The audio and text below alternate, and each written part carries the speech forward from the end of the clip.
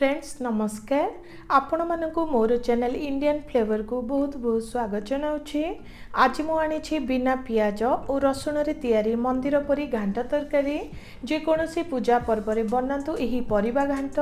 जदि भल लगे गोटे लाइक करि देबे, नुआ थिले आगु को नुआ नुआ वीडियो देखिबा पई चैनल को सब्सक्राइब करबा को भूलिबे नाही।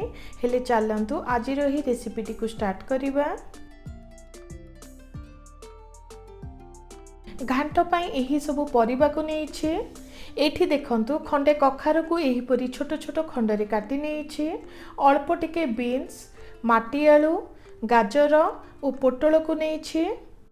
देखंतु एठी मु दुईटी आलू रो चोपा को न काढी एही परी बड़ बड़ साइज रे काटी नेइछे और पानी रे भिजाई रखिछे।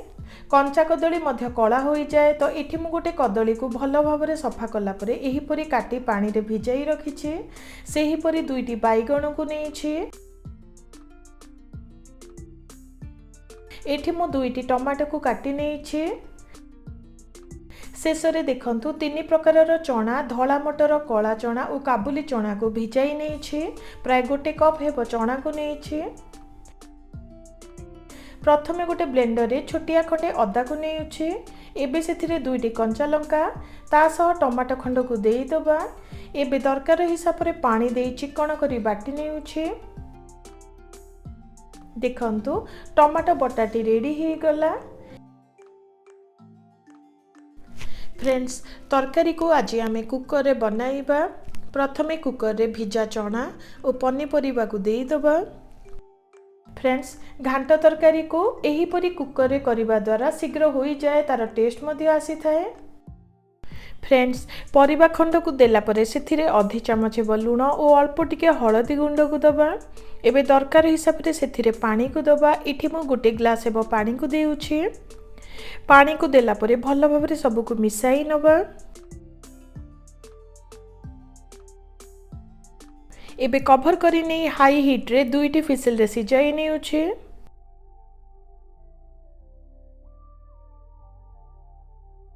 दुईटी फिसल रे सिजाई नेइछे। परिबा और चना भल भाबरे सिजी जाइछे। फ्रेंड्स देखंतु अधिका चकटा नुहे एही परी ही रहिबा दरकार। एबे चलंतु नेक्स्ट प्रोसेस स्टार्ट करिबा। प्रथमे गोटे पैन रे 2 रु 3 चमच हेब तेल को देउछे।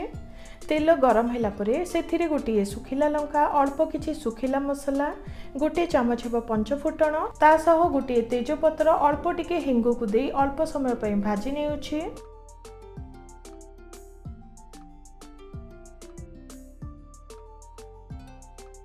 देखंतु अल्प समय पई भाजी नेली। एबे सेथिरे टमाटर बटाटी देई दबा। ता सह एठी मु 2 चमच हेब लंका गुंड, अल्प टिके हळदी गुंड, 2 चमच हेब धनिया गुंड और आधी चमच हेब जीरा गुंड को देउछि। एबे मसला सब को भल भाबरे मिसाई नबा। फ्रेंड्स मसला न पोड़ीबा पई एठी मु अल्प टिके पानी देबी।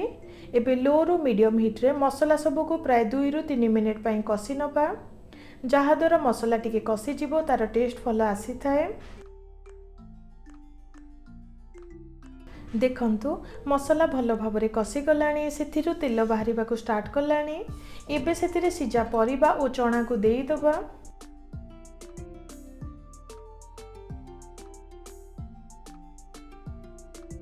तरकारी रे आउ टिके टेस्ट बढ़ाइबा पई एठी मु आधी चमच हेबा गरम मसला को देउछि।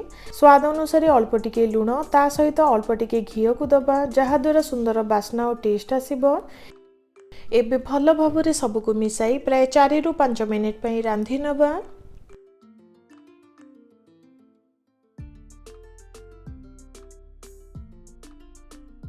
देखंतु प्राय 5 मिनिट पे रांधी नेली। बहुत सुंदर बास्ना आसिलाणी। एठी किछि बिरी बड़ी को भाजी रखिथिली ताकू दबा, ता सहित किछि धनिया पत्र को देई प्राय 1 मिनिट पई पुणी थरे रांधी नबा। तो फ्रेंड्स देखंतु बिना पियाज रसुण रे तैयारी घांट तरकारी आमर रेडी हे गला। जे कोनोसी पूजा पर्व रे बनातु एही घांट तरकारी को केमिति लागिला निश्चित शेयर करिवे। जदि भल लागे गोटे लाइक करि देबे। नुआ थिले आगु को नुआ नुआ वीडियो देखिबा पई चैनल को सब्सक्राइब करबा को भूलिबे नाही। रहुछि नमस्कार।